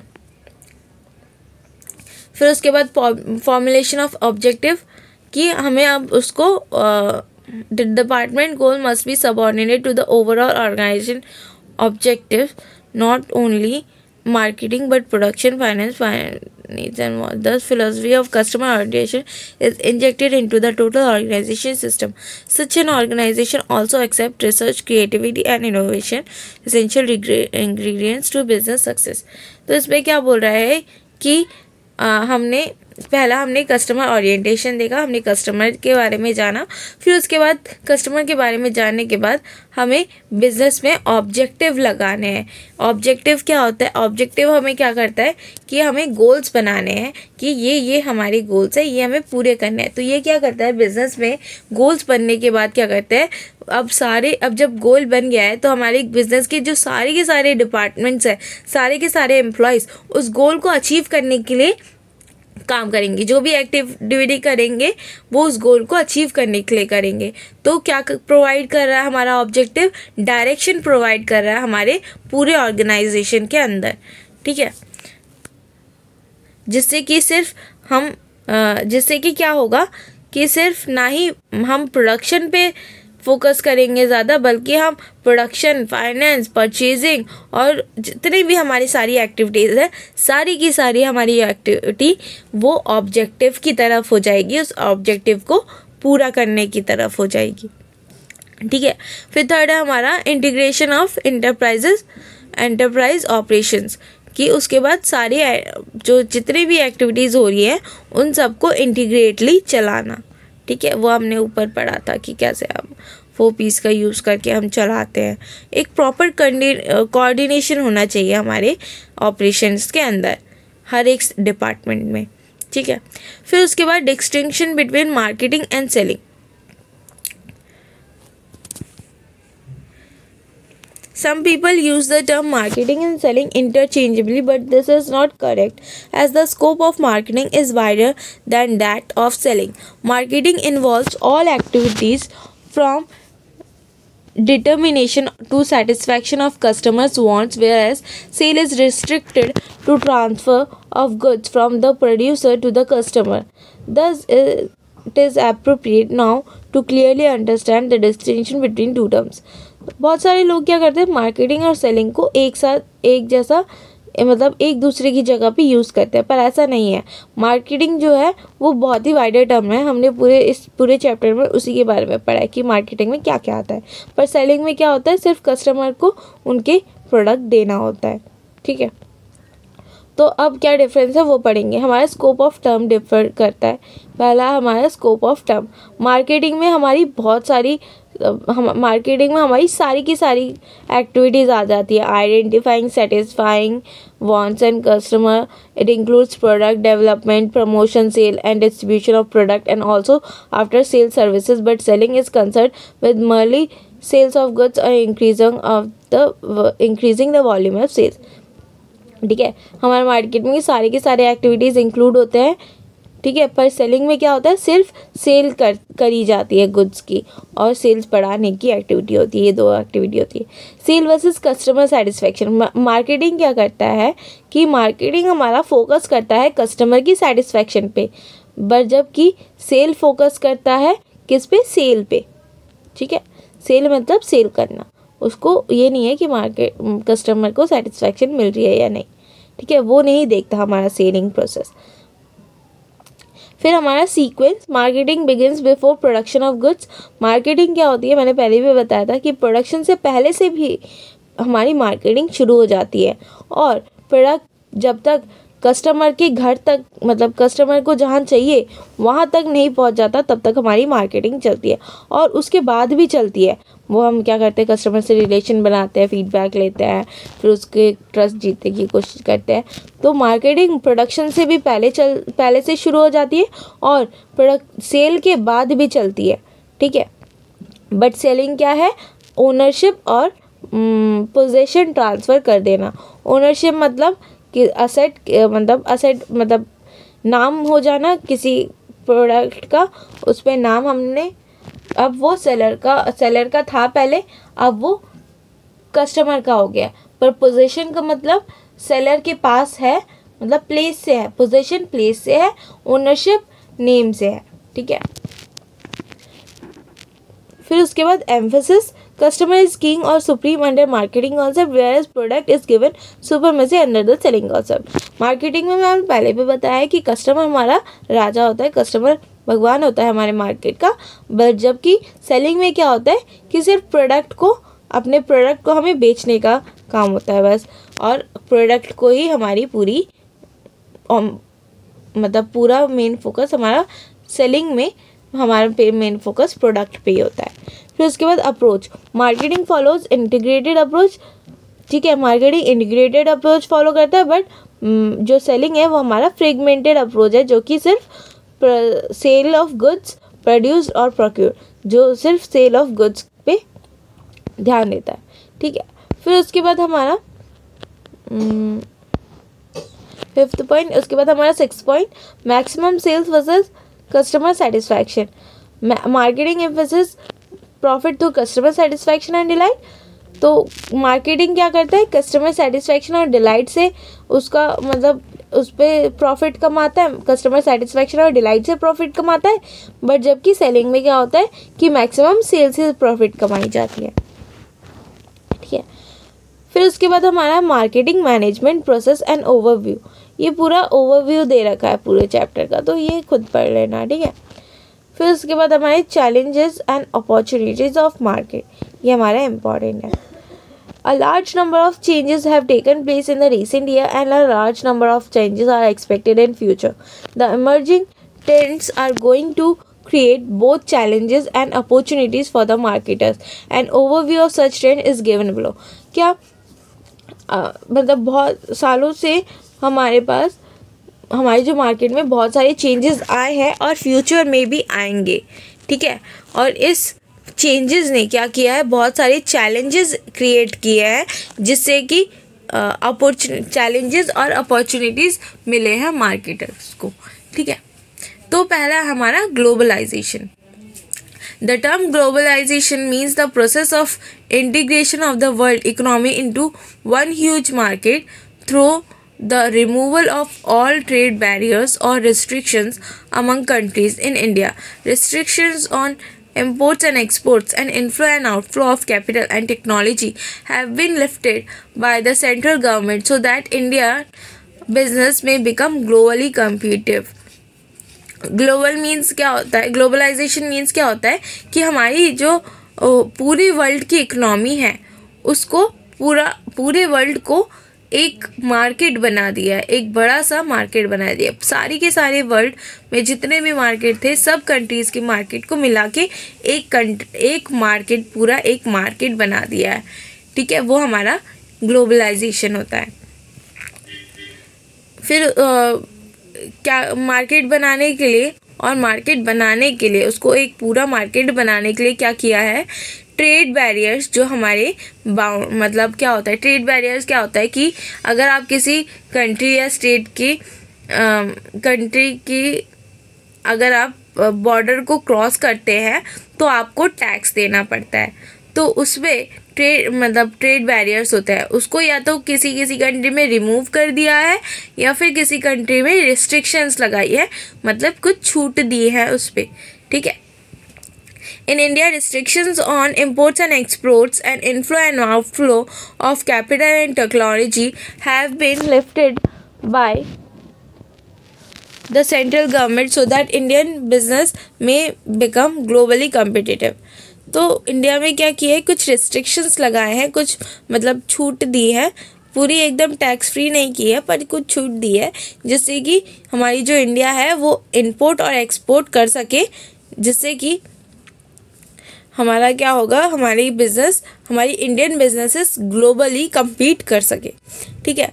इसके फीचर्स क्या है, free flow of goods and services across national frontiers through removal और रिडक्शन ऑफ ट्रेड बैरियर्स, कि क्या होगा, flow of goods and services होगा पूरे ओवरऑल वर्ल्ड में, कहीं के भी कोई सी भी कंट्री के कोई सी भी स्टेट के गुड्स को हम एक दूसरे कंट्री या स्टेट में हम ले जा सकते हैं, और फ्रीली या तो फ्रीली ले जा सकते हैं या फिर चीपली ले जा सकते हैं, ठीक है। फिर उसके बाद free flow of capital across nation, क्या होगा, कैपिटल चेंज होगा। देखो क्या होगा, जब हम कोई इंडिया फॉरेन कंट्री के साथ एक्सचेंज करेगी, इंपोर्ट या एक्सपोर्ट करेगी, तो क्या होगा कि हमारे पास फॉरेन इनकम आएगी, और फॉरेन इनकम को हम कैपिटल अक्रॉस नेशन कहते हैं, ठीक है। फॉरेन इनकम हमारी आएगी, फॉरेन करेंसी आएगी, तो हमारी वो कैपिटल अक्रॉस नेशन होगी। फिर उसके बाद free flow of technology across nation, कोई टेक्नोलॉजी आ सकती है, ठीक है। Free movement of human resources across nation, human मतलब लेबर्स वर्कर्स हमारे फ्रीली मूव कर सकते हैं। Global mechanisation, global mechanism for the settlement of economic disputes. फिर उसके बाद अगर देखो ग्लोबली जब हमारा बिजनेस मीट कर रहा है तो क्या होगा कि इकोनॉमिक डिस्प्यूट्स जो होंगी, मतलब एक कंट्री की जो फाइनेंशियल डिस्प्यूट्स होते हैं वो सेटल हो जाएंगे, ठीक है। The aim of globalization is to look upon the world as global village, which would allow free flow of goods, capital, technology and labor between different countries. Because of globalization, there has been a tremendous impact on marketing strategy of business firms, particularly engaged in international marketing. They have to design product, price, place, distribution strategies to meet the challenges of global marketing. तो ये सारी globalisation की वजह से हमारी जो Indian businesses है उसने बहुत सारी चीज़ें सीखी कि कैसे अपने प्रोडक्ट को मार्केटिंग हमने पढ़ा ऊपर तक, तो वो जो मार्केटिंग हमने पढ़ा है ऊपर उन सब को कैसे हम ग्लोबली मार्केट में अप्लाई करेंगे, वो सब उसने सीखा हमारे इंडियन बिजनेसेस ने। फिर उसके बाद हमारा सेकेंड है informational technology. Information technology has enabled real time access and sharing of digital information through digital networks, information database and computer graphics. It has brought about many changes in business landscape. Electronic technology has facilitated purchase and sale of goods and services electronically. E-commerce can be used not only to market product but also to build better customer relations. Thus, marketers are facing a new challenges as regard booking of e-orders, e-deliveries of tangible products, receiving e-payments and customer relation management. तो क्या information technology से क्या हुआ कि सारी चीज़ें हम अब अब सारी चीज़ें हम क्या कर सकते हैं, अपने इलेक्ट्रॉनिकली कर सकते हैं, डिजिटली कर सकते हैं। तो इस पे हमारी बहुत सारी, इसकी वजह से हम क्या हुए, बिज़नेस में बहुत चेंज आया। अब बिज़नेस में वो घर बैठ जो सेलर है वो मार्केटिंग बहुत अच्छी तरह से कर सकता है, सिर्फ सेल नहीं कर सकता प्रोडक्ट का, बल्कि उसके साथ डिजिटली वो कस्टमर से रिलेशनशिप भी बहुत अच्छा बना सकता है। और क्या होता है कि डिजिटल ऑनलाइन आजकल सबका डेटा मिल जाता है कि कौन सा चीज़ सर्च कर रहा है ना। और तो फिर जो अगर हम कोई गूगल पे कुछ सर्च करें तो क्या होता है, अगर तुमने सर्च किया शूज़ के लिए सर्च किया, फिर उसके बाद क्या होगा, कुछ दिनों तक तुम्हें एड्स दिखेंगे, शूज़ के ही एड्स दिखेंगे, ठीक है। तो ऐसे हमारा इंफॉर्मेशन टेक्नोलॉजी यूज़ करता है। Increase leisure time with people. As a result of shorter working week, vacations and labor-saving devices available for domestic use, most people now enjoy more leisure time. So there has grown a market for articles used for recreational purposes to enjoy leisure times in the developing countries. क्या हुआ, पहले क्या होता था कि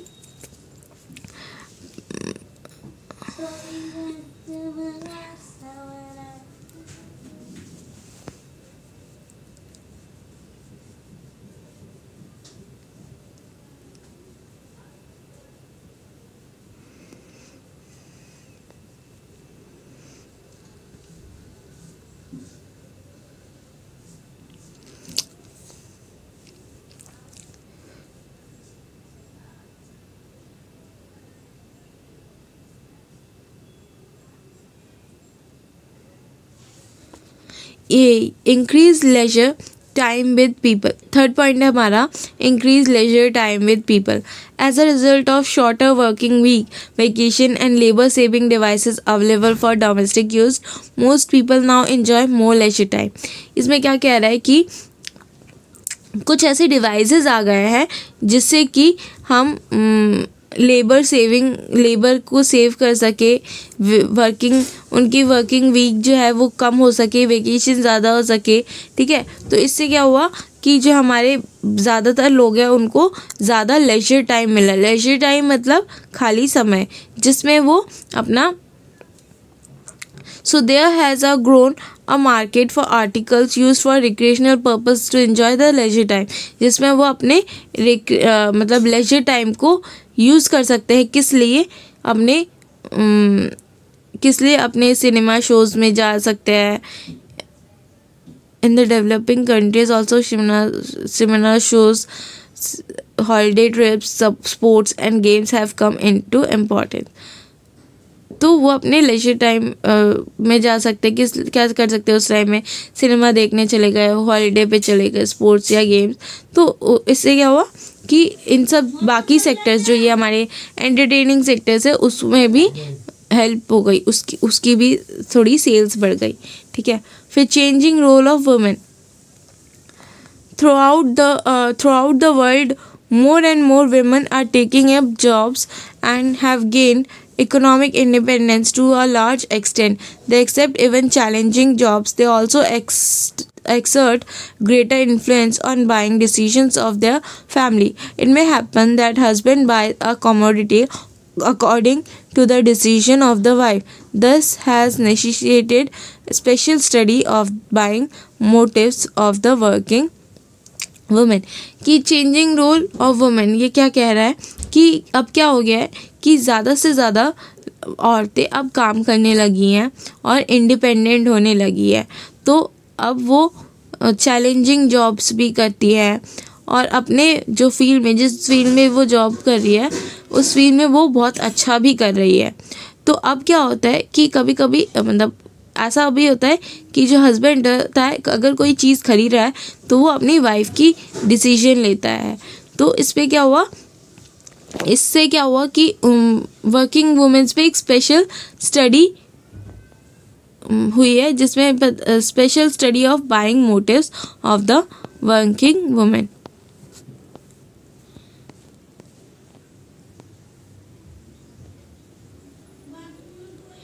कि अब इस पे क्या होगा कि एक स्पेशल स्टडी करने की ज़रूरत पड़ गई। किस चीज़ की? Buying motive. वुमेन की बाइंग मोटिव्स क्या होते हैं ये बिजनेसमैन को जानना है कि वुमेन को ऐसा क्या चाहिए होता है।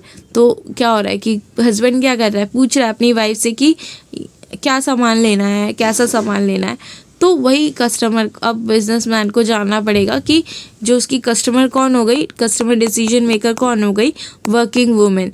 तो उसकी क्या वॉन्ट्स है। फिर उसके बाद हमारी फिफ्थ है demand and services. Over the years consumers demand for services is on the rise as in case of tour and travel, educational, medical, repair and maintenance services, etc. Such services need to be performed professionally to provide maximum satisfaction to the customers or clients. Over the customer अब क्या कर रहा है, consumer demand कर रहा है services के लिए। पहले तो प्रोडक्ट की डिमांड करता था, पर अब जब वो देख रहा है कि घर बैठे सब मिल रहा है तो अब वो सर्विसेज की डिमांड भी कर रहा है, जिससे कि कौन सी services, travel, educational, medical, repair, maintenance services, इन सब की लाइक जैसे कि ट्रैवल में क्या हो गया कि हम घर बैठे बसेस बुक, मतलब हम अपने बसेस के या फिर कार, मतलब हम राइड्स बुक कर सकते हैं, ठीक है। एजुकेशन में हमारे यूट्यूब हो गए और फिर अनअकैडमी हो गया, फिज़िक्स वाला है ना। तो ये सारे क्या कर रहे हैं, हमें घर बैठे बैठे हमें सर्विस दे रहे हैं एजुकेशन की।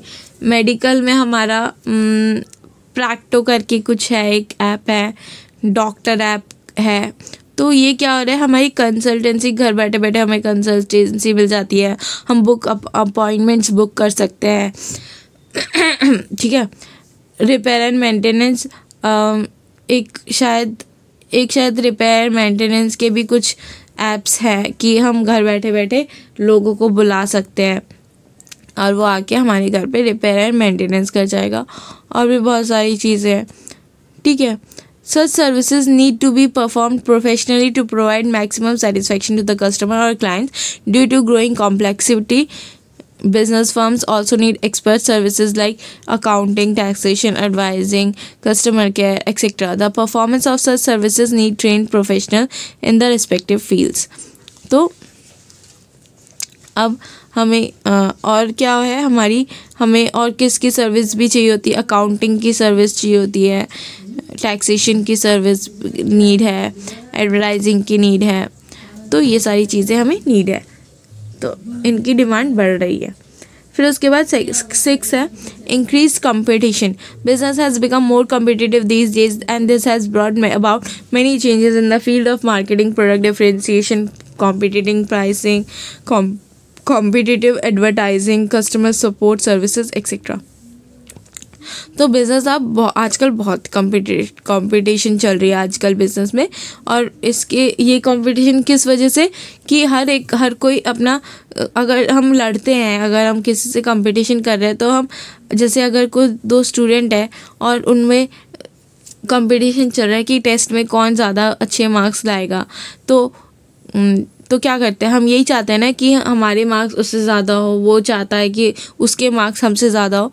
तो प्रोडक्ट डिफरेंशिएशन क्या हो रहा है कि हमारा प्रोडक्ट इससे अच्छा हो और उससे भी अच्छा प्रोडक्ट हम बनाएंगे, फिर वो भी ये बोलेगा कि अब तुमने ये प्रोडक्ट बना दिया, इससे भी अच्छा हम प्रोडक्ट बनाएंगे, फिर उसने वो प्रोडक्ट बनाया, फिर तुमने उससे भी अच्छा एक प्रोडक्ट बनाया, उसके प्रोडक्ट से अच्छा प्रोडक्ट बनाया। तो ये प्रोडक्ट डिफरेंशिएशन होता है कि एक कुछ या कहने को तो वो सब्स्टिट्यूट है उस प्रोडक्ट का ही, पर कुछ डिफरेंशिएशन है। जैसे कि ब्रू कॉफ़ी हो गई और कोई और एक कॉफ़ी, ठीक है। तो ब्रू कॉफ़ी क्या होती है, ब्रू कॉफ़ी के जो दाने होते हैं वो एकदम बारीक होते हैं, ठीक है। और कोई अदर कॉफ़ी ले लो जिसकी मतलब क्या हो सकता है कि उसकी जो दाने होते हैं वो थोड़े मोटे मोटे होते हैं, या फिर क्या हो सकता है ब्रू कॉफ़ी हमारी उतनी स्ट्रॉन्ग नहीं होती है, पर अदर कॉफ़ी हो गई कि जो कि वो थोड़ी स्ट्रॉन्ग है। तो ऐसे प्रोडक्ट डिफरेंशिएशन होता है। फिर कॉम्पिटिटिव प्राइसिंग कि हमने प्राइस में उसका इतना प्राइस है,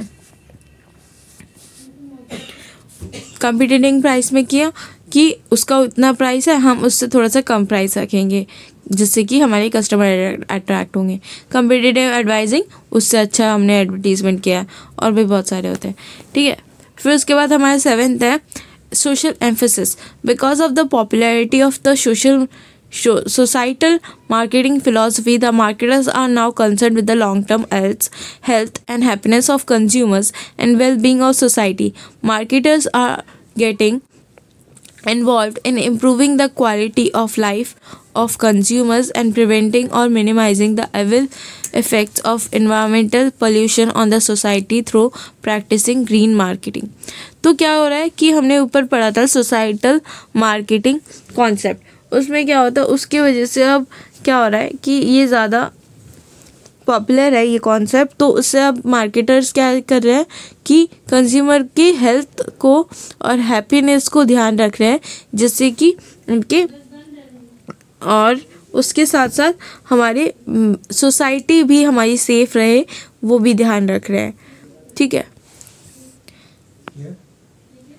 फिर उसके बाद हमारा रिसेंट डेवलपमेंट्स इन मार्केटिंग की मार्केटिंग में क्या क्या न्यू डेवलपमेंट आए हैं, अभी लेटेस्ट डेवलपमेंट्स आए हैं। तो पहला है हमारा direct marketing. It means marketing through various advertising media that interact directly with the customer, like mail order, telegram हो गया, ठीक है, टीवी शॉपिंग। ये क्या कर रहे हैं, डायरेक्टली कस्टमर से कांटेक्ट कर रहे हैं, ठीक है, और डायरेक्टली कस्टमर से कांटेक्ट कर रहे हैं और उनसे रिस्पॉन्स ले रहे हैं। लाइक जैसे कि हम मेल करके ऑर्डर कर सकते हैं, हम कोई टीवी पे जो ऐड है उसमें नंबर्स लिखे होते हैं, उस पर जो नंबर्स वाले होते हैं हमारे नंबर लिखे हैं, तो उससे हम कांटेक्ट कर सकते हैं, ठीक है। फिर उसके बाद relationship marketing. It is the process of creating, maintaining and enhancing strong value-laden relationship with the customer and other stakeholder. For example, British Airways offers special lounges with showers at many ports for frequent flyers. ठीक है, तो ये हमारा relationship बनाना है कि अगर हमारा कोई कस्टमर है जो कि हमारा क्यों रिलेशनशिप बनाना है कि हमारा वो जो कस्टमर है वो कहीं और ना जाए. ठीक है, और फिर उसके बाद हमारा थर्ड है service marketing. It involves applying the concept, tools and techniques of marketing to services. कि हमने जो हमारी मार्केटिंग के टूल्स एंड टेक्निक्स है उसको सर्विसेज पे अप्लाई करना. ठीक है, फिर उसके बाद social marketing. It refers to the design, implementation and control of program seeking to increase the acceptability of a social idea, cause or practice among a target group. कि सोशल मार्केटिंग करना कि कैसे, for instance a recent publicity campaign for prohibition of smoking in Delhi explain the place where one can't smoke. ये हमारा क्या है कि हमने ऊपर पढ़ा था, मेटा मार्केटिंग पढ़ा था कि मार्केटिंग की प्रोसेसेस को जब हम किसी सोशल वेलफेयर के लिए, सोशल एक्टिविटी के लिए अगर हम यूज़ करते हैं तो वो हमारा सोशल मार्केटिंग है. ठीक है, फिर उसके बाद referral marketing. It also known as a word of mouth marketing. It implies reference to new customer to the company by existing customer. ये रेफरल मार्केटिंग क्या हो रहा है कि अब तुमने देखा होगा कि ऐप्स होते हैं, कोई वेबसाइट हो गई, उस पर क्या होता है, रेफ़र अर्न एंड रेफ़र है ना, लिख के आता है. तो उससे क्या होता है, अगर तुम किसी को रेफ़र कर रहे हो तो क्या होगा कि वो तुम्हारा रिलेटिव है, तुम्हारे फ्रेंड्स हैं, नोन वंस हैं, तो वो तुम्हारा भरोसा करके उस पर वो जो वेबसाइट है उसको वो ज्वाइन कर लेंगे. ठीक है, लॉगिन वगैरह जो भी करना होगा उसको ज्वाइन कर लेंगे. तो इससे क्या हुआ कि उन पे एक कस्टमर बढ़ गया है. ठीक है, एक न्यू कस्टमर आ गया. ठीक है, फिर उसके बाद non business marketing. Marketing is applied not only to business firm but also to non business organisation. Voluntary institution are adopting principle and practices to marketing to promote their ideologies. तो ऊपर मैंने बताया था कि ऊपर एक बार बताया था कि हमारी जो मार्केटिंग है सिर्फ बिजनेस ऑर्गेनाइजेशन में ही नहीं, नॉन बिजनेस ऑर्गेनाइजेशन, जब मैंने पढ़ाया था कि मार्केटिंग पर्वेसिव नेचर का होता है. ठीक है, उस टाइम पे पढ़ाया था कि हर एक्टिविटी में मार्केटिंग की ज़रूरत होती है, हर बिजनेस एक्टिविटी में, ना चाहे वो बिजनेस ऑर्गेनाइजेशन हो या फिर नॉन बिजनेस ऑर्गेनाइजेशन हो. फिर उसके बाद surrogate marketing. It involve promoting a product by a marketer with the intention of selling another product. Promoting a product by a marketer. कोई एक मार्केटर है जो कि एक प्रोडक्ट को प्रमोट कर रहा है, किस इंटेंशन से कि वो दूसरा प्रोडक्ट खरीदे. लाइक जैसे कि हमारी इंडिया में यहाँ पे एग्जांपल दिया, advertising of tobacco and alcohol is banned but companies in such industries are introducing brand extension with products that are legal to advertise with the same brand name as banned product. कि India में क्या है कि advertising tobacco और alcohol की advertising करना ban है, पर कंपनीज क्या कर रही है, जो टबैको और अल्कोहल इंडस्ट्री में काम करती है वो कंपनीज क्या कर रही है, किसी एक प्रोडक्ट का एडवर्टीजमेंट कर रही है जिससे कि जो कि हमारे सेम नाम का है, मतलब उस मतलब जो टबैको और अल्कोहल है उस जो ब्रांड, वो जो प्रोडक्ट है वो जिस ब्रांड का है उसी सेम ब्रांड का कोई और प्रोडक्ट है जिसका वो एडवर्टीजमेंट कर रही है. किस इंटेंशन से कर रही है कि ब्रांड का नाम बेच रही है वो वहाँ पे, कि ब्रांड का नाम लोग जाने और फिर उस ब्रांड के नाम से वो हमारा जो दूसरा हमारा cigarette and tobacco and alcohol है उसको भी खरीदे. For example, a liquid company introduce apple juice with the same brand name as that of liquor. एक लिक्कर कंपनी है जिसने एप्पल जूस इंट्रोड्यूस किया, वो भी सेम नाम से जिस नाम से उनका वो लिक्कर था. ठीक है, in this case apple juice is the surrogate of the liquor in the ads. तो एप्पल जूस क्या है, सरोगेट है अपने वो उसका लेकर का, ठीक है। फिर उसके बाद हमारा 8 है ambush marketing. The term ambush connotes a person lying in wait to attack the enemy by surprise. It is a very old strategy to warfare. Competitors use ambush marketing to outwit their rivals. Ambush marketing क्या होता है, किसी के मतलब पीछे से वार करना। Like अगर इसके 2 ऑब्जेक्टिव्स हैं कि A to get maximum return on marketing efforts and money, B to determine the branding efforts of rivals by stealing the attention, increasing the clutter and confusing the viewers. During 1996 Cricket World Cup, although Coca-Cola was the official sponsor of the tournament, Pepsi ambushed the Coca-Cola campaign by coming up with the tagline "Nothing official about it." तो क्या हुआ था कि कोई company कुछ ऐसी activity कर जाए जो कि नाम उसका मतलब उन्हें पता नहीं था, अचानक से उसने कुछ कर दिया कि मतलब पीठ पीछे से उसने कुछ ऐसा वार कर दिया कि वो जो कंपनी है उसकी कॉम्पिटिटिव कंपनी है वो धोखा खा जाएगी, और इससे क्या होगा कि वो मात खा जाएगी, ठीक है। तो पहला ऑब्जेक्टिव क्या होता है कि मैक्सिमम रिटर्न लेना। जो हमने एफर्ट्स और मनी डाले अपने मार्केटिंग स्ट्रैटेजी पे, उससे ज़्यादा जितना हमने एफर्ट डाला है, जितना मनी डाली है, उससे ज़्यादा हमें रिटर्न्स मिल जाए।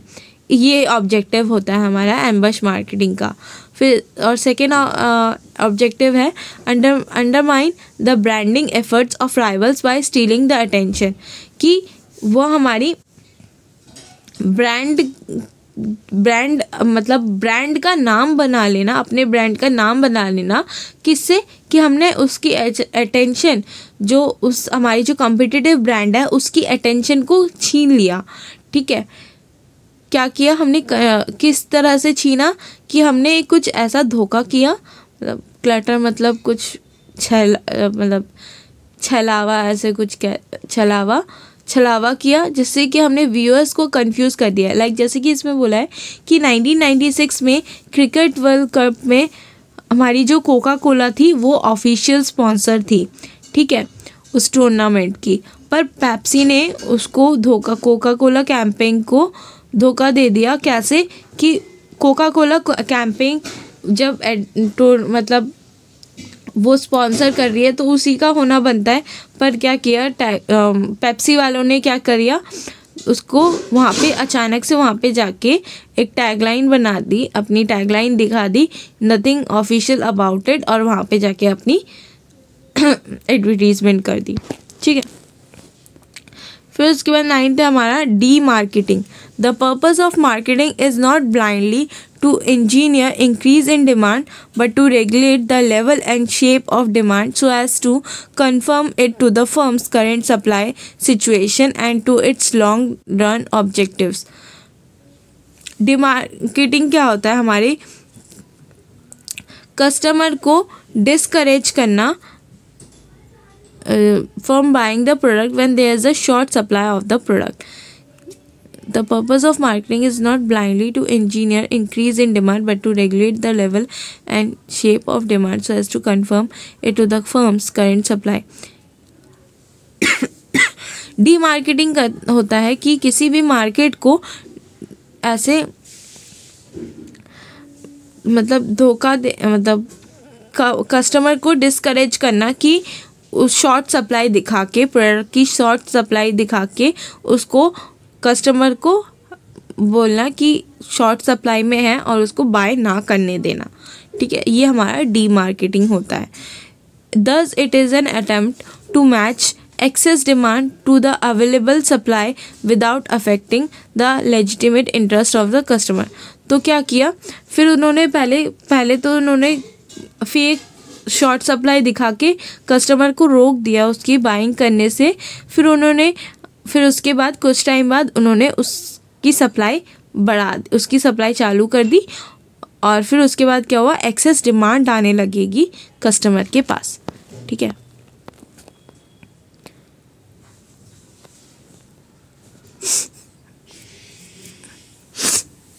फिर उसके बाद डिजिटल मार्केटिंग। डिजिटल मार्केटिंग हम सबको पता है कि सारे ऑनलाइन काम हो रहे हैं, ठीक है। तो इसमें मुझे कुछ ज़्यादा बताने की ज़रूरत नहीं है, इसमें तो कुछ ज़्यादा उतना बताने की ज़रूरत नहीं है, पढ़ लोगे समझ आ जाएगा कि इंटरनेट और मोबाइल के ज़रिए सारे के सारे काम हो जाते हैं। और इसमें हमारी क्या है, कस्टमर हमारी पूरी वर्ल्ड है, पूरी की पूरी वर्ल्ड हमारी इसमें कस्टमर है, हमें कोई टैक्स नहीं लग रहा है इसको बनाने में, ठीक है। तो ख़त्म होता है हमारा चैप्टर।